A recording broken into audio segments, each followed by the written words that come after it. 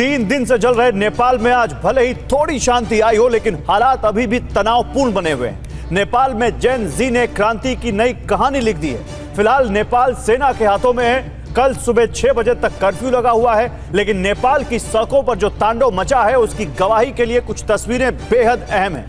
पहली तस्वीर आपको दिखाते हैं नेपाल की राजधानी काठमांडू की, जहां भैंसेपत्ती इलाके में प्रदर्शनकारियों ने कल एक पुलिस चौकी में आग लगा दी थी। धू धू कर जलती ये पुलिस चौकी इस बात की गवाही दे रही है कि गुस्से की आग में पूरा का पूरा सिस्टम जल गया है। ये तस्वीर ये बताती है कि जब जनता सड़क पर उतरती है तो इसका अंजाम कुछ भी हो सकता है। अब आपको दूसरी तस्वीर देखनी चाहिए। यह वीडियो काठमांडू के एक 5 स्टार होटल हिल्टन का है, जहां कल प्रदर्शनकारियों ने होटल में आग लगाई थी, लेकिन यह आग आज भी सुलग रही है।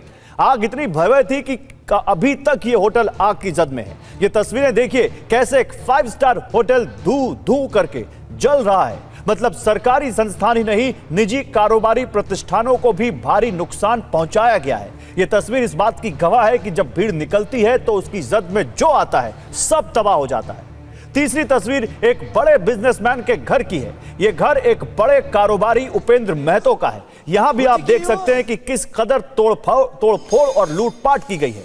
मतलब आंदोलन की भीड़ में घुसे कुछ अराजक तत्वों ने जेन जी के इस आंदोलन का पूरा फायदा उठाया है और अपने हित साधे हैं, लूटपाट मचाई है, कारोबारियों को निशाना बनाया है। अब आपको यह चौथी तस्वीर भी देखनी चाहिए। नेपाल की सड़कों पर कल जब आंदोलन और प्रदर्शन हो रहे थे तो इसी बीच भीड़ ने एक शोरूम पर धावा बोल दिया और सारा सामान लूट लिया। जिसके हाथ जो लगा वो लेकर चलता दिखा। टीवी, एसी, फ्रिज, सब कुछ। मतलब शोरूम को पूरी तरह लूटपाट कर बर्बाद कर दिया गया। लेकिन कल का गुस्सा अभी तक ठंडा नहीं हुआ है। नेपाल में आज भी प्रदर्शनकारी सड़कों पर उतरे, लेकिन आज सेना तैनात थी। आज हालात थोड़े बेहतर थे। सुरक्षा बलों ने भीड़ को रोक लिया और उन्हें समझा बुझाकर मामले को आगे बढ़ने नहीं दिया। नेपाल का युवा आज भी यही कह रहा है कि अब नहीं तो कभी नहीं। मतलब सब कुछ इसी आंदोलन में बदल देना चाहते हैं। सोशल मीडिया के बहाने भ्रष्टाचार के खिलाफ शुरू हुई इस लड़ाई में नेपाल को पूरी तरह बर्बाद कर दिया गया। सब कुछ आग की लपटों में जलकर खाक हो गया। मतलब संसद हो, राष्ट्रपति भवन हो, पुलिस थाना हो, प्राइवेट होटल हो, दुकानें हो, मॉल हो, शॉपिंग कॉम्प्लेक्स हो, सब कुछ इस आग में स्वाहा हो गए। और इधर अभी 2 दिनों से नेपाल ही जेन जी के आंदोलन की आग में जल रहा था कि फ्रांस में भी आज लोग सड़क पर उतर आए। पेरिस में प्रदर्शनकारियों ने जमकर बवाल काटा। नेपाल की तरह वहां हिंसक प्रदर्शन हो गए। सड़क किनारे खड़ी गाड़ियों को आग के हवाले कर दिया। यह धुएं का गुबार बता रहा है कि फ्रांस की राजधानी पेरिस की सड़कों पर हालात तनावपूर्ण हैं। दरअसल कुछ दिन पहले ही फ्रांस के प्रधानमंत्री बैरो ने 2026 के बजट प्रस्ताव में सार्वजनिक खर्च में कटौती की थी, जिसमें 2 राष्ट्रीय छुट्टियों को हटाना, पेंशन रोकना और स्वास्थ्य सेवाओं में भारी कटौती शामिल थी। बस फिर क्या था, लोगों की नाराजगी इस बात से हुई और लोग सड़कों पर उतर आए। तो एक तरफ नेपाल और फिर नेपाल की तरह ही फ्रांस में भी कुछ ऐसा ही करने की कोशिश, लेकिन हाँ कि मुद्दा वहां कुछ अलग था। आपको 2 तस्वीरें दिखाता हूं। ये 2 तस्वीर देखिए। सिस्टम की मनमानी के खिलाफ क्रांति। पहली तस्वीर नेपाल की, जो 3 दिन से नेपाल के सुलगने की गवाह है और कुछ इस तरह से वहां पर आग लगाई गई, तोड़फोड़ की गई और डेमोक्रेसी का, लोकतंत्र का हर एक निशान, नगर पालिका के दफ्तर से लेकर संसद तक को ध्वस्त कर दिया गया। दूसरी तस्वीर फ्रांस में ब्लॉक एवरीथिंग। वहां पर सरकार की आर्थिक नीतियों और सरकार के नीतियों के खिलाफ लोग सड़क पर उतर आए और उन्होंने कहा नेशनल शटडाउन, सब कुछ बंद करो। ये सरकार अमीरों की सरकार है, गरीबों पर टैक्स लाद रही है, हमारे लिए जो सार्वजनिक फंडिंग है उसको कम कर रही है। और कुछ इस तरह फिर वहां पर तस्वीरें देखने को मिली। अब इन 2 तस्वीरों को देखने के बाद बड़े सवाल खड़े होने लगे। सबसे बड़ा सवाल जो यहां पर वो ये है कि फ्रांस हो या नेपाल, इस आग से किसको फायदा होगा? अड़ी का पहला सवाल। और क्या नेपाल की हिंसा भविष्य में भारत के लिए खतरा है? या उसके आगे का भी सवाल है कि जो हमारे चीफ जस्टिस ऑफ इंडिया ने कहा है कि हमारा देश का जो संविधान है हमारे देश का, क्योंकि वो बहुत मजबूत है इसलिए ऐसा यहां नहीं हो सकता। इस पर बात करने के लिए मेरे साथ नेपाल से लेकर भारत तक कुछ खास मेहमान हैं। मेरे साथ खुशबू ओली हैं। उनके बारे में बता दूं कि आप सेंट्रल कमेटी मेंबर हैं राष्ट्रीय प्रजातंत्र पार्टी की नेपाल की, और फॉर्मर मिस टीन है नेपाल की, वो हमें ज्वाइन कर रही हैं। उषा रजक हैं, आप एक्टर हैं, एक्टिविस्ट हैं और फॉर्मर जर्नलिस्ट हैं, पत्रकार भी रह चुकी हैं, वो भी हमें ज्वाइन कर रही हैं। संजय केडिया हैं जो वहां के जाने माने उद्योगपति हैं, वो हमें ज्वाइन कर रहे हैं। ये 3 लोग नेपाल से हमें ज्वाइन कर रहे हैं। तीन भारत से हैं। अवधेश कुमार जी हैं वरिष्ठ पत्रकार, कर्नल शैलेंद्र सिंह हैं डिफेंस एनालिस्ट, और प्रोफेसर अमिताभ सिंह हैं विदेश मामलों के जानकार, वो हमें भारत से ज्वाइन कर रहे हैं। आप सभी का बहुत बहुत स्वागत है। लेकिन इससे पहले, और हमारे संवाददाता विपिन चौबे भी जुड़ चुके हैं, खुशबू ओली जी भी कुछ बोलना चाह रही है, उनके पास मैं आ रहा हूं, लेकिन एक बड़ी खबर आ रही है, जल्दी से वो ब्रेक करिए। देखिए, नेपाल में नई सरकार बनाने को लेकर रास्ता साफ होता दिख रहा है। इस वक्त की बड़ी खबर हमें जो नेपाल से आ रही है, नेपाल में नई सरकार बनाने को लेकर रास्ता साफ। अंतरिम पीएम को लेकर एक बड़ी खबर आई है नेपाल से। सुशीला कार्की वहां की अंतरिम पीएम बन सकती हैं। जेन जी की जो वर्चुअल मीटिंग हुई है उसमें उनके चेहरे पर आम सहमति बनी है, ये सूत्र बता रहे हैं। वर्चुअल मीटिंग में 5000 से ज्यादा लोग शामिल हुए थे। नेपाल के सुप्रीम कोर्ट की जस्टिस रह चुकी हैं सुशीला कार्की, और वो नेपाल की अंतरिम सरकार में प्रधानमंत्री बन सकती हैं। जेन जी की इस वर्चुअल मीटिंग में इस पर सहमति बनी है। ये इस वक्त बड़ी खबर आ रही है, सूत्र ये बता रहे हैं। सीधे विपिन चौबे हमारे संवाददाता जो इस वक्त काठमांडू में ही मौजूद हैं, उनके पास चलते हैं। विपिन, क्या अंतरिम सरकार और अंतरिम प्रधानमंत्री को लेकर कोई सहमति बनी है? बताइए जरा सुशीला कार्की के बारे में। देखिए, आज शाम को 4 बजे बैठक थी। इसमें वर्चुअली 5000 लोगों को जोड़ा गया था। इसके अलावा जो मौजूदा राष्ट्रपति हैं, सेना अध्यक्ष हैं, और साथ साथ वो तमाम लोग जो इस आंदोलन में शामिल रहे थे, स्पेशल इनवाइटीज के तौर पर उनको बुलाया गया था। और एक मंथन हुआ कि प्रेजेंटली सिचुएशन को हैंडल करने के लिए एक अंतरिम सरकार की जरूरत है। उसके बाद हम चुनाव में जाएंगे और जनता जिसको चुनकर आएगी, इस पार्टी को चुनकर आएगी, वो सरकार बनाएगा। तो सुशीला कार्की के नाम का प्रपोजल वहां पर रखा गया है और बहुत सारे, लगभग मोर देन 60% लोग उनके नाम पर सहमत हैं। इनका बैकग्राउंड और प्रोफाइल ये है कि यहाँ की ये सुप्रीम कोर्ट की चीफ जस्टिस रह चुकी है। ये इनका बैकग्राउंड और प्रोफाइल है।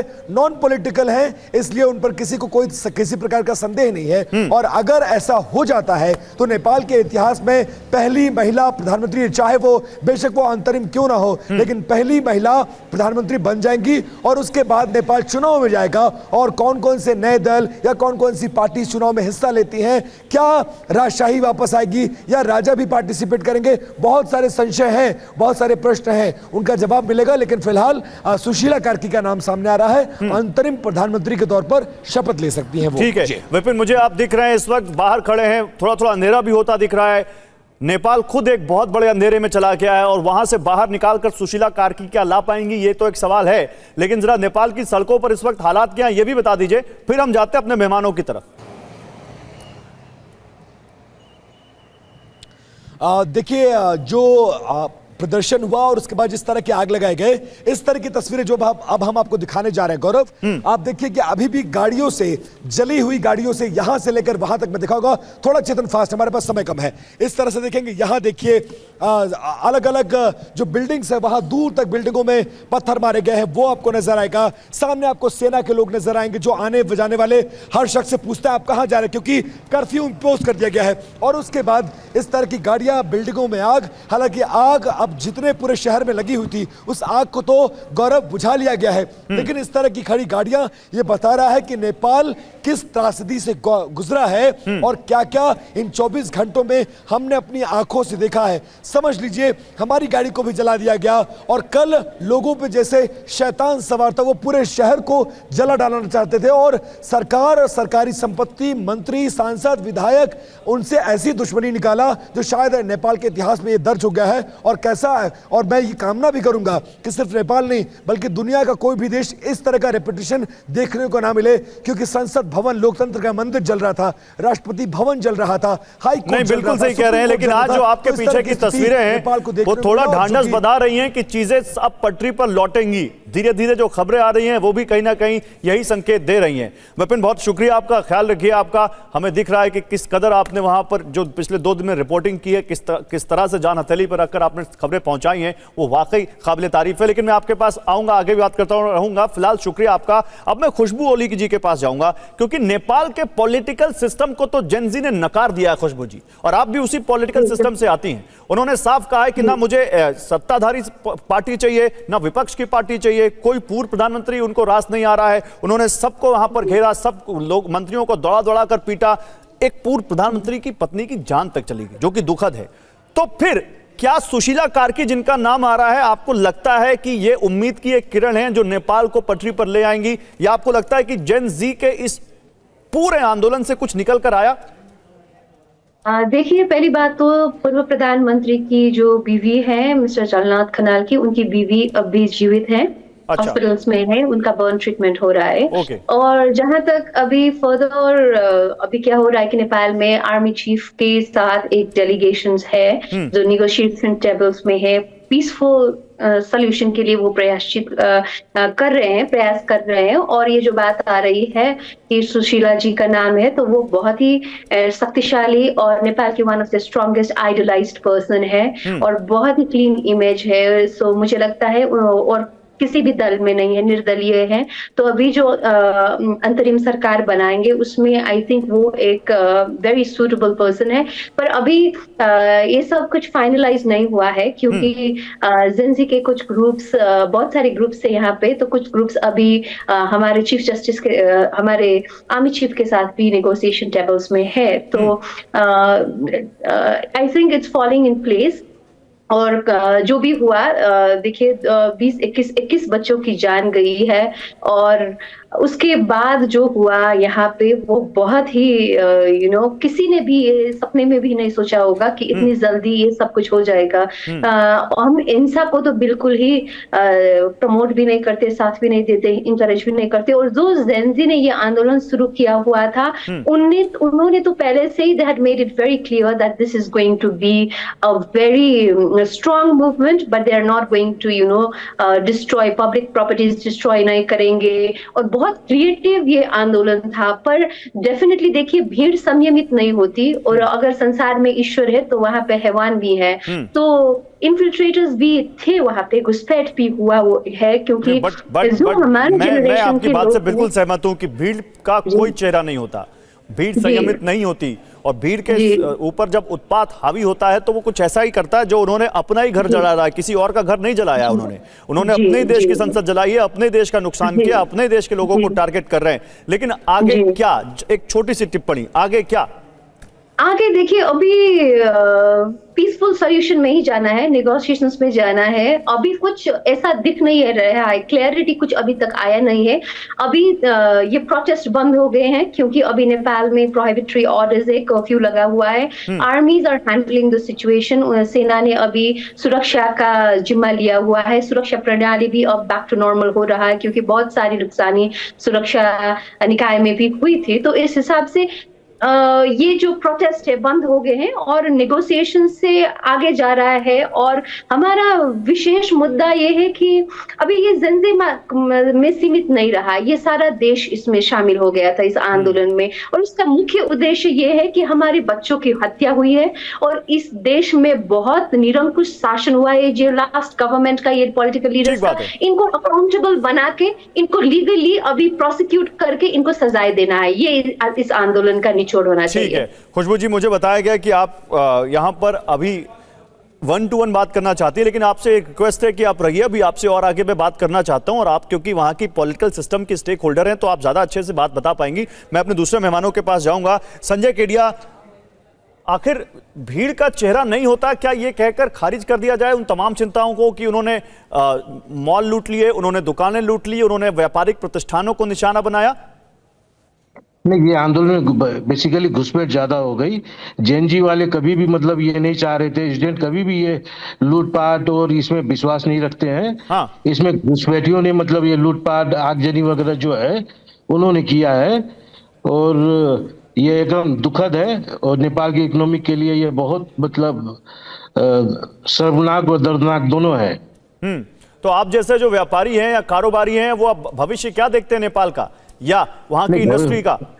नहीं, अभी तो क्या है कि अभी तो कोई सिनारियो क्लियर नहीं हो रहा है। सिनारियो क्लियर नहीं है। अब ये जो जेएनजी वाले जो हैं, अभी सुशीला कार्की जी को मतलब अप्रोच कर रहे हैं prime as a head of government के लिए, और बाकी के उन लोग में भी अभी क्लियर नहीं हो पा रही है कि मतलब हम लोग मतलब आगे क्या करें, मतलब कैसे हम लोग की इकोनॉमिक पॉलिसी होगी, कैसे हम लोग की मतलब फॉरेन पॉलिसी होगी, मतलब ये सब चीज में वो लोग भी अभी क्लियर नहीं है। इन लोग ने भी नहीं सोचा था कि 2 दिन में ही मतलब सत्ता पलट जाएगी।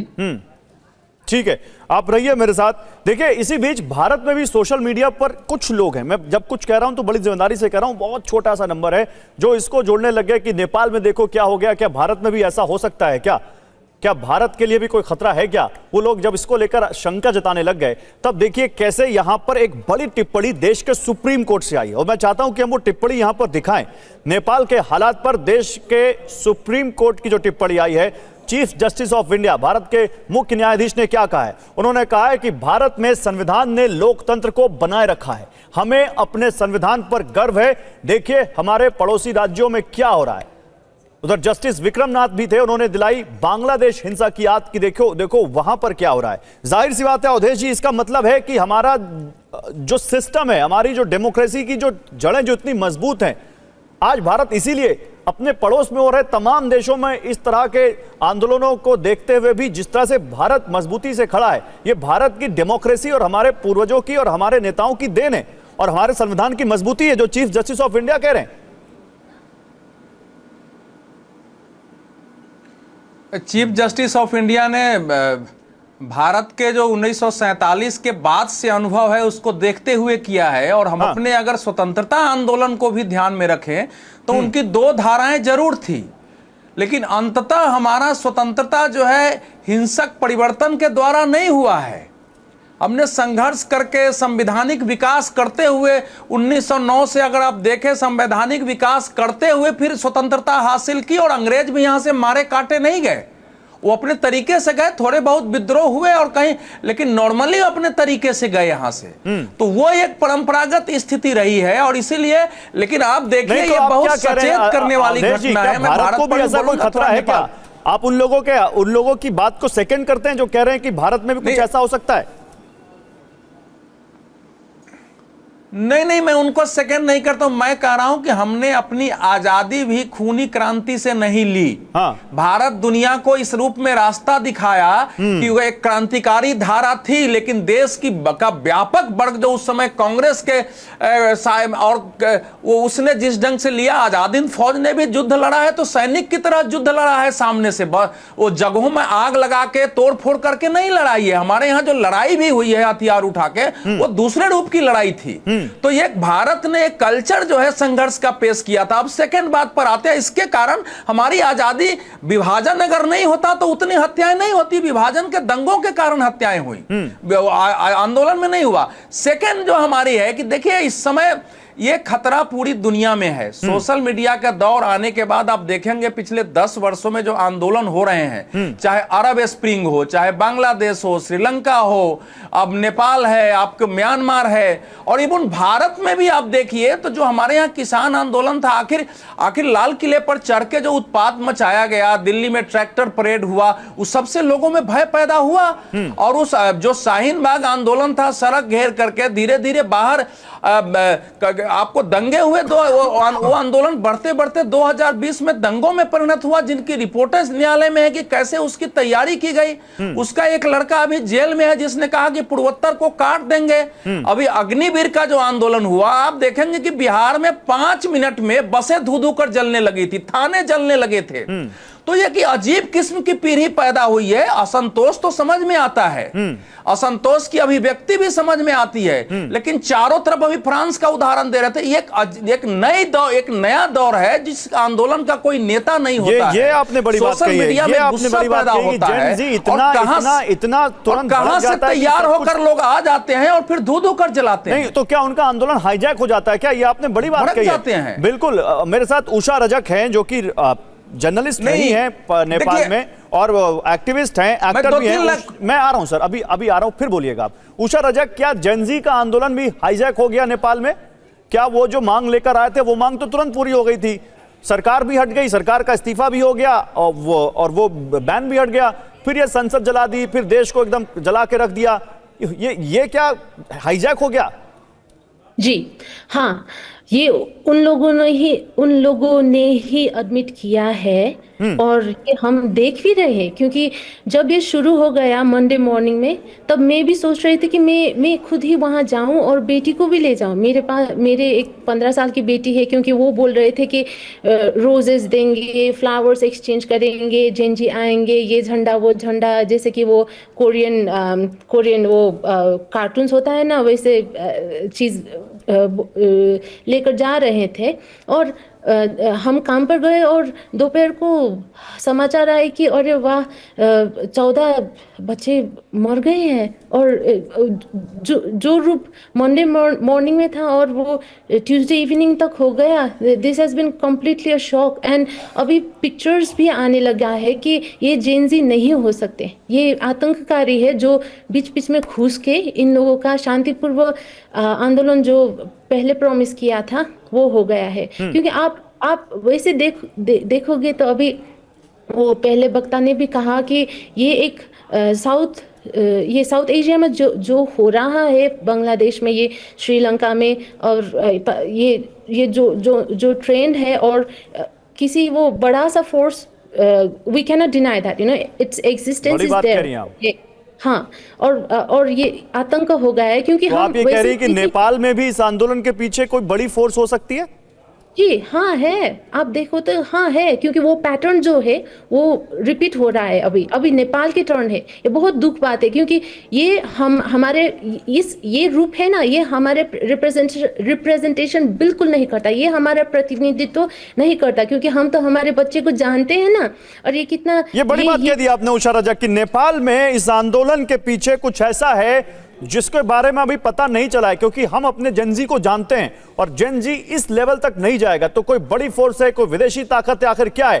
इस पर बात करूंगा मैं कर्नल शैलेंद्र और अमिताभ जी आपसे। नेपाल की जेलों से 5 भागे हुए कैदियों को गिरफ्तार किया गया है। बहराइच के पास नेपाल बॉर्डर से इन कैदियों को पकड़ा गया है। एसएसबी ने भारत नेपाल सीमा से इन कैदियों को पकड़ा है। सैकड़ों कैदी इस दौरान भागे हैं। क्या जेनजी ये चाहता था कि जेल टूट जाए और सारे कैदी भाग जाएं? क्योंकि ऐसा कुछ हुआ है। विचाराधीन जो कैदी हैं वो भी भागे हैं, जो सजा याफ्ता कैदी वो भी भागे हैं, जो जुवेनाइल में जस्टिस के जो वो थे, जो किशोर थे, उनके भागने की बात सामने आई है। तो ये क्या हो रहा है? दूसरी एक और खबर आ रही है जेल से जुड़ी हुई। नेपाल की जेल में झड़प में 5 की मौत हो गई है। काठमांडू जेल में सुरक्षा बलों से झड़प हुई और झड़प के दौरान 5 कैदियों की मौत हो गई। नेपाल की जेलों से सैकड़ों नहीं हजारों कैदी फरार हो गए। ये देखिए नंबर आ गया। नेपाल की जेलों से 7000 कैदी फरार हुए हैं। 7000 कैदियों का फरार होना अपने आप में लॉ एंड ऑर्डर के लिए एक बड़ी सिचुएशन हो सकती है। कर्नल शैलेंद्र, बताइए जरा क्या असेसमेंट है आपका? जय हिंद, नमस्कार। देखिए, सीधे सीधे शब्दों में अगर बोलूं कि अगर जेनजी का चेहरा लूटपाट है, ये 25 साल के बच्चे अगर लूटपाट कर रहे हैं, मुझे नहीं लगता कि ये जेनजी हैं। मुझे नहीं लगता। आपके ये जो जितने फोटो दिखा रहे हैं उसमें मुझे 2 बच्चे दिखाइए जो 20, 22, 25 साल के आपको नजर आ रहे हो। ये पूरा का पूरा जो आंदोलन है, this has been hijack, taken over. और मैं आज बड़ी जिम्मेदार, नॉट दैट कि मैं कोई ओली का बहुत बड़ा फैन हूं, आई क्रिटिसाइज हिम बैडली कि उसने अपनी कंट्री को कहां से कहां ले जा लिया, कि जहां लोगों को इस तरह से उठना पड़ा। लेकिन इसको हम बोलते हैं कि ये जो आपको सामने दिख रहा है, जो जेनजी के नाम पर हो रहा है, इसके पीछे का जो डीप स्टेट काम करता है, इसके पीछे की जो फोर्सेस काम करती हैं, वो आपको अभी नहीं दिखाई देंगी। और मुझे लगता है इंडिया को इसमें कंट्रीब्यूट करना चाहिए कि उनको एक्सपोज कर पाए। मुझे आप एक बात बता दीजिए, गुस्सा बोला गया कि गुस्सा आ गया जेनजी को। गुस्सा का मतलब लूटपाट है, उस होटल को जलाना है गुस्सा। क्या वो था आपका कोई चेहरा नहीं होता ना? मैं इसीलिए आ रहा हूं कि ये भीड़ नहीं है, ये भीड़ नहीं है जो हमने विजुअल्स देखे, मॉब है, में घुस गई। इसका एक ही चेहरा है और वो है लूटपाट का चेहरा। तो जेनजी अपने आप में, आपको नहीं लगता कि जो वहां के पॉलिटिशियन उनको एड्रेस नहीं कर रहे थे, करप्शन बढ़ता जा रहा था, nepo baby, nepo kid money, जो नेपोटिज्म था बहुत ज्यादा, जो पॉलिटिशियन और बड़े बड़े लोगों के बच्चों को ही मौके मिल रहे थे, इससे इन लोगों में बहुत गुस्सा था। ले देकर बेचारे कंटेंट बना रहे थे सोशल मीडिया पर, वो भी बैन कर दिया। तो क्या ये गुस्सा नहीं भड़काया इसने? देखिए, 3 जगहों पर इस तरह की वारदात हुई है। आपके पास कोलंबो में भी हुई थी, बांग्लादेश में भी हुई थी, अब नेपाल में। पैटर्न बिल्कुल सेम है कि वो गवर्नमेंट, मैं ब्लेम नहीं कर रहा, बट उनका एक, तीनों के बीच में जो कॉमन फैक्टर है वो था चाइना का, जहां पर पॉलिटिशियंस अपने आप में बिक गए। चाहे वो यूएस के हाथ दिखे, चाइना के हाथ दिखे, वो एक अपना अपना अलग तरीका है निकालने का। बट अपने आप में जब आप देखते हैं कि आपके पॉलिटिशियंस बिके हुए हैं, वो अपने, आप एक बात बताइए, ये जो 21 पॉलिटिशियन अपने देश छोड़कर भागे हैं, गए कहाँ हैं? इनके पास ऐसी कौन सी प्रॉपर्टी है बाहर? पीएम भी भाग गए। मैं बात यही कर रहा हूं ना कि भाई कहां से आया इनके पास इतना पैसा कि ये इनके बाहर की कंट्रीज में जगह इनको मिल रही हैं। क्यों भाग रहे हो? अगर आपने कोई गलती नहीं करी है, आपने गलती जरूर करी है, आप करप्शन के ताज हो अपनी कंट्री के, आपने अपने लोगों के साथ विश्वासघात किया है, आपने अपने लोगों के साथ वो दुर्दशा करी है। देखिए, वैसे एक बात बताऊं, 19% बेरोजगारी है। आपको लगता है 19% के वजह से जेनजी खड़ा हो गया? कुछ रिपोर्ट्स और ज्यादा बता रही, लेकिन देखिए इसी बीच एक और बड़ी खबर आ रही है। बिहार के डिप्टी सीएम सम्राट चौधरी ने बड़ा बयान दे दिया है। सम्राट चौधरी कह रहे हैं नेपाल में जो हुआ वो कांग्रेस की गलती है। कांग्रेस यानी जो भारत की पार्टी कांग्रेस ने इन देशों को अलग रखा, ये सम्राट चौधरी कह रहे हैं। नेपाल हमारा हिस्सा होता तो शांति होती, नेपाल भारत में होता तो खुशियां होती। सुनाते हैं क्या कह रहे वो। देखिए, ये सब कांग्रेस की भूल है। अराजकता इसलिए हो रहा है कि कांग्रेस ने इन देशों को अलग रखा। नेपाल यदि आज भारत का अंग होता, वहाँ शांति भी होती, तो नेपाल में खुशहाली भी होती। लोगों में असंतोष होता है, लेकिन अराजकता नहीं होना चाहिए। मैंने कहा कि आज यदि वो भारत का अंग होता तो आज नेपाल भी समृद्ध होता। यदि पाकिस्तान भारत का अंग होता तो आज भारत के साथ वो समृद्ध होता। मैं तो स्पष्ट कह रहा हूं कि ये कांग्रेस की भूल है, जिसके चलते हमको ये झेलना पड़ रहा है। अब प्रोफेसर अमिताभ सिंह, आप ही सुलझाइए ये कड़ी, क्या जो ये कह रहे हैं, आप मानते हैं इस बात को? देखिए, ये हास्यास्पद है। हाँ। और मैं ये कहूंगा, जब कांग्रेस शासन में थी तो इनके पिताजी भी कांग्रेस में थे। हाँ। तो लेकिन लबोलुआब ये है कि जिस तरह के हालात उत्पन्न हुए हैं नेपाल में, अगर आप उसको गौर से देखें तो एक बहुत दबा हुआ गुस्सा निकला है। और वो गुस्सा किस लिए निकला है? करप्शन तो एक बहुत बड़ा इशू है ही। एक अनप्रिंसिपल्ड डेमोक्रेटिक गवर्नमेंट पावर में रही है 2007 से 8 से लेकर अब तक, पूरे 17 साल। कभी सीपीएन, यूएमएल और कांग्रेस, जो नेपाली कांग्रेस है, इनका जो अलायंस है वो किसी को समझ में नहीं आ रहा। आप ये समझाइए कि बीजेपी और कांग्रेस की भारत में सरकार बन सकती है। अगर बनती है तो सिर्फ सेल्फिश कारणों के कारण बनेगी, हालांकि ये तो इम्पॉसिबल है। और एक डेटा लेकिन चौंकाने वाला है सर, 17 साल में 14 पीएम आ गए। 14 पीएम आ गए और 2008 से लेकर 2015 7 साल लगे इनको संविधान बनाने में। कई बार उसमें परिवर्तन हुए।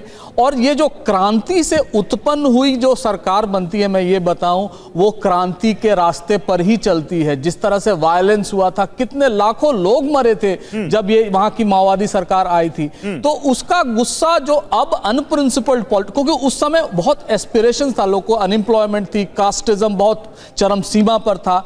आप एक स्टैटिस्टिक्स देखिए, पिछले 8 महीने में, 7 महीने में नेपाल से 1 लाख लोग पलायन करके गल्फ गए हैं, इजराइल गए हैं, हिंदुस्तान आए हैं नौकरियों के तलाश में। और वो सारा जो वर्कफोर्स है उसको एम्प्लॉय वहां नहीं कर पा रहे हैं। और जितने भी ये जेनजी जो नेपो किड्स जो इंस्टाग्राम पे या फेसबुक पे वो अपना बना रहे हैं रील्स, वो सब जो है वो अभिजात वर्ग के हैं, एलीट हैं। तो उनको देखकर भी एक फ्रस्ट्रेशन है। हालांकि जो हिंसा हुई है पहले दिन और उसके बाद, वो तो एकदम निंदनीय है।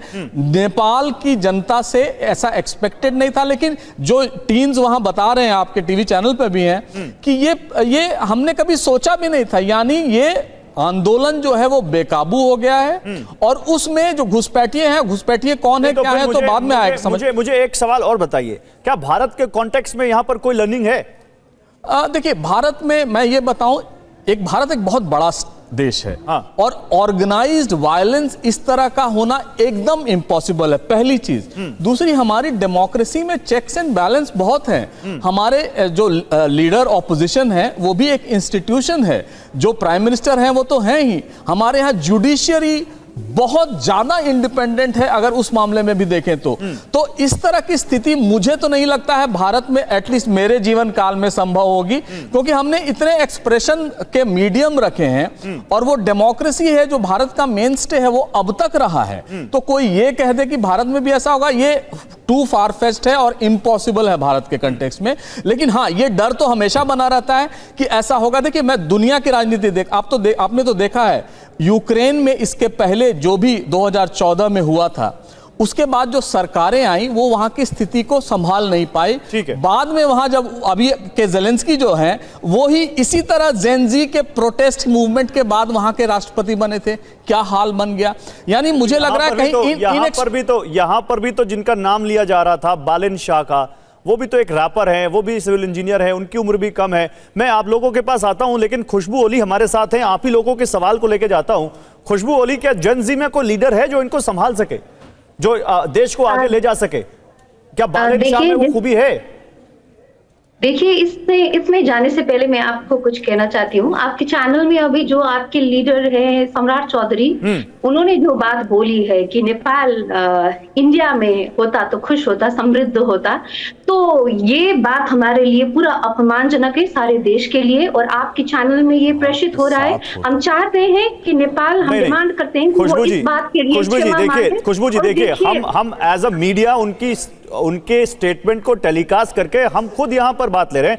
हमने ये नहीं कहा, हमने उनके बात को एंडोर्स नहीं किया। जैसे आप बतौर पॉलिटिकल कमेंटेटर वहां बैठी हैं, वो भी हमारे पॉलिटिकल कमेंटेटर है और वो अपने पॉलिटिकल स्कोर को एड्रेस कर रहे हैं। तो इसमें इतना दिल पे मत लीजिए, उनको तो जवाब हमारे पैनलिस्ट ने दे दिया। मुझे एज अ गेस्ट बुलाया है तो मुझे जवाब देने दीजिए। तो मेरा ये बात सम्राट जी के लिए कन्वे करना दीजिए। देखिए, नेपाल अभी तक कोई उपनिवेश नहीं रहा है, भारत रहा हुआ है। देखिए, किसी का अंग नहीं बना हुआ है। तो हमारी सभ्यता, संस्कृति और इतिहास इतनी सशक्त है और हजारों वर्ष पुरानी है और स्वतंत्र पहचान रखा है हमने अभी तक। और ये सोचना कि सम्राट जी को बोल रही हूं मैं कि ये सोचना कि भारत का हिस्सा बना देने से नेपाल खुश और समृद्ध हो जाएंगे, ये बहुत ही अपमानजनक। मैं एक चीज आपको बहुत जिम्मेदारी से क्लियर कर देता हूं खुशबू जी।